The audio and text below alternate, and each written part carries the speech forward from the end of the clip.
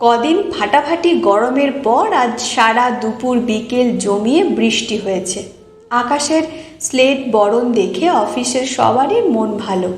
5টা বাজতে না বাজতে আমার বসও তর্জনীতে গাড়ির চাবি ঘোরাতে ঘোরাতে বাড়ির পথ ধরেছেন। দেখে আমিও চটপট হাতের কাজ গুছিয়ে বেরিয়ে পড়লাম। ফেরার সময় বাসে জানালার ধারে জায়গা পেয়েছিলাম। অল্প অল্প বৃষ্টির ছাঁট আসছিল গায়ে। কী যে ভালো লাগছিল। পাশের ভদ্রমহিলাটি গা ঘেঁষে বসেছিলেন, না হলে গুনগুন করে 2-1 কলি গানও হয়তো গেয়ে ফেলতাম। মোটের ওপর দিনটা আজ বেশ ভালোই গেছে। বাস স্ট্যান্ড থেকে আমার বাড়ি মিনিট 3-এর হাঁটা পথ। ইচ্ছে করেই ছাতা খুললাম না। আজ স্কুল জীবনের মতো ভিজে ভিজে বাড়ি ফিরতে ইচ্ছে করছে। বাড়ির সামনেটা জল কাদায় একসা, খেয়াল করিনি। ফ্যান্সি চটিটা কাদায় ডুবে যেতে খেয়াল হলো। নিজের মনেই বলে উঠলাম, ছেড়ে আজ আর ঘরে ঢুকতে দেবে না মা। বাইরের সিঁড়ির একেবারে কোণে চটি লুকিয়ে রেখে বেল বাজালাম। মার বদলে বিন্তি মাসি দরজা খুলেছে। খুলেই বকবক শুরু। এ কি, একদম ভিজে গেছো তো, ছাতা নিয়ে যাওনি? ও বৌদি, দেখো তোমার মেয়ের অবস্থা, ভিজে একেবারে ন্যাতা হয়ে এসেছে গো। উফ, তুমি থামবে? আজ এখনো বাড়ি যাওনি কেন? শোনো কথা, তোমার কাকিমা এসেছে তো, তাকে চা জলখাবার দিয়ে বেরোতে যাব। অমনি ঝেপে বৃষ্টি এলো। ছোট কাকি এসেছে আর তুমি আমায় দরজা আটকে রেখেছ? বিন্তি মাসিকে প্রায় ঠেলে সরিয়ে ভিতরে ঢুকলাম। ভিতরে ঢুকেই মাথাটা গরম হয়ে গেল। ছোট কাকি না, এই পাড়ারই রিপোর্টার কাকিমা এসেছেন, যিনি সারা দিন লোকের বাড়িতে উঁকি ঝুঁকি দিয়ে খবর সংগ্রহ করেন আর সন্ধ্যার পর পাড়ার কারোর না কারো বাড়িতে ঢুকে চা এবং টা সহযোগে খবর পরিবেশন করেন। আজ দুর্ভাগ্যক্রমে আমাদের পালা। আমাকে দেখেই কাকিমা বললেন, কিরে বুলটি, আজকাল রোজই দেখি দেরিতে ফিরিস, ব্যাপারটা কিরে? মাও ওর কথা শুনে কেমন চোখে তাকিয়ে আমার দিকে। চিবিয়ে চিবিয়ে বললাম, তুমিও কিন্তু দেরি করে ফেলছো কাকিমা। মানে? মনে হচ্ছিল বলি, তোমার মেয়েকে দেখে এলাম পাড়ার মোড়ে রন্টুদার জন্য অপেক্ষা করছে। তুমি এভাবে লোকের বাড়িতে আড্ডা মেরে বেড়ালে সেই সুযোগে ঠিক একদিন চম্পট দেবে মেয়ে। কিন্তু ঠাম্মার শেখানো অতিথি নারায়ণ কথাটা মনে পড়ে যাওয়ায় নিজেকে সামলে বললাম, মানে আর দেরি করলে তোমার পকোড়াগুলো ঠান্ডা হয়ে যাবে। লিভিং রুম থেকে নিজের ঘরের দিকে আসছিলাম। মায়ের গলা শুনলাম কাকিমাকে বলছে, বুলটি ওরকম মজা করে, তুমি কিছু মনে করো না। ঘর লাগোয়া বাথরুম থেকে ফ্রেশ হয়ে বেরোতেই বিন্তি মাসি ডাক দিল, চা দিয়েছি ছোটদি, তাড়াতাড়ি এসো। এই বাড়িতে বিন্তি মাসির বড়দি যে কে জানি না, কিন্তু প্রথম দিন থেকেই মাকে বৌদি আর আমাকে ছোটদি বলে ডেকে এসেছে। বারবার বলাতেও শুধরায়নি। চা খেতে খেতে মোবাইল দেখছিলাম আর মাঝে মাঝে কাকিমা আর মায়ের টুকটাক কথা কানে আসছে।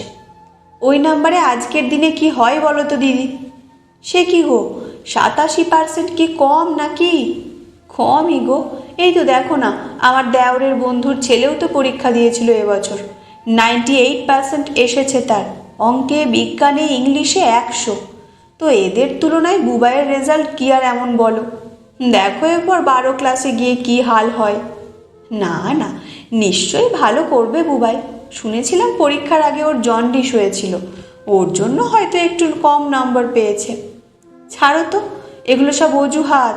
মা ফুর্তি করে বেড়াচ্ছে, ছেলের দিকে নজর দেবার সময় কোথায়? আমার কথা মিলিয়ে নিও, দেখবে শেষে ছেলেকেও ওই শাড়ির ব্যবসাতেই বসিয়ে দেবে। বুঝলাম আমাদের পাড়ারই ছেলে বুবাইকে নিয়ে কথা হচ্ছে। খুব সাধারণ পরিবারের ছেলে। ক্লাস 7-এ পড়ার সময় কাকু মারা যায় ক্যান্সারে। তারপর থেকে বুবাই আর বুড়ি শাশুড়ি মাকে নিয়ে সংসারের জোয়াল ঠেলছে শিউলি কাকিমা। প্রাইভেট স্কুলের চাকরি, তার সাথে শাড়ির ব্যবসা সামলাতে হিমশিম খায় বেচারি। তবে এত ধকলেও কাকিমার মুখে সব সময় হাসি। ছুটি পেলেই শাড়ি কিনতে কত দূরে দূরে ছুটতে হয়, সেই নিয়েও কটাক্ষের শিকার সে। কাকিমা নাকি শাড়ি বেচার আড়ালে শরীর বেচে খায়, না হলে এখনো রূপ যৌবন ধরে রেখেছে কি করে? কিরে, কি ভাবছিস? মায়ের ডাকে হুঁশ ফিরল আমার। কাকিমা মুচকি হাসছে আমায় দেখে। বুলটি, জেগে জেগে স্বপ্ন দেখছিস নাকি? মাথাটা হঠাৎ গরম হয়ে গেল আমার। বললাম, একটা কথা বলুন তো কাকিমা, বুবাইয়ের রেজাল্টে আপনার কি যায় আসে? এ আবার কেমন প্রশ্ন? বলুন না, বুবাই পাশ করুক বা ফেল করুক, আপনার তাতে কি? চাকরি না পেলে আপনি ওকে সারা জীবন খাওয়াবেন? কি হচ্ছে কি বুলটি? বড়দের সাথে কিভাবে কথা বলছিস? বেশ করছি। যাকে নিয়ে উনি সভা বসিয়েছেন তাকে কি উনি পড়াতেন? তার পড়ায় কোনো সাহায্য করেছিলেন? তাহলে সে শূন্য পেলে ওনার কি? আশ্চর্য তো, সত্যি কথা বললেও দোষ।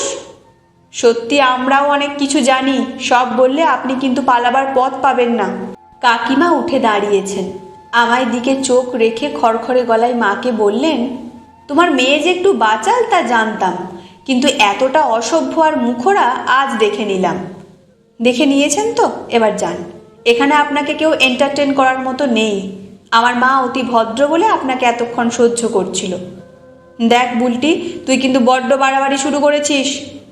বাড়াবাড়ি দেখেছেন কি? এতক্ষণ এখানে বসে যা যা বলছিলেন সব রেকর্ড করে নিয়েছি মোবাইলে, আর একটা কথা বললে কাল সকালে পাড়ার হোয়াটসঅ্যাপ গ্রুপে পোস্ট করে দেব। কাকিমা চলে যাবার পর চুপ করে বসেছিলাম। মা একটা বাংলা সিনেমা চালিয়েছে, একটা শব্দও মাথায় ঢুকছিল না। এতটা খারাপভাবে কথা হয়তো না বললেও পারতিস। কখন যেন মা এসে পাশে বসেছে। তোমার মনে আছে মা, আমার মাধ্যমিকের রেজাল্টের পর যেদিন তোমরা সবাইকে নিমন্ত্রণ করলে আমরা কত আনন্দ করছিলাম? হঠাৎ এই মহিলা এসে সব আনন্দ নষ্ট করে দিয়েছিল, শুধু অন্যদের সাথে আমার রেজাল্টের তুলনা করে। আমার নিজের রেজাল্টটা নিমেষে কোথায় যেন তলিয়ে গিয়েছিল।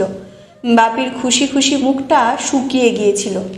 সবাই চলে যাবার পর খুব কেঁদেছিলাম আমি। আমার হাতের ওপর হাত রাখলো মা। সব মনে আছে রে বাবু, কিন্তু বাড়িতে কেউ আসলে তার সামনে এভাবে রিয়াক্ট করতে নেই। তুই না বড় হয়েছিস, মাঝে মাঝে একটু ফোঁসও করা প্রয়োজন আছে মা। যাকগে, এক কাপ চা খাওয়াবে গো? তখন চাটা শান্তিতে খেতেই পারিনি। মা হয়তো বুঝলো আমায় বুঝিয়ে লাভ নেই। দীর্ঘশ্বাস ফেলে বলল, দিচ্ছি, কিন্তু তুই ওইসব ভিডিও যেন পোস্ট করিস না। খিলখিল করে হেসে মায়ের কোলে গড়িয়ে পড়লাম। ধুস, ভিডিও তুললে তো পোস্ট করব, ওটা বলে জাস্ট ওনাকে একটু ঘাবড়ে দিলাম। এখন কদিন চুপ করে থাকবে তোমার রিপোর্টার।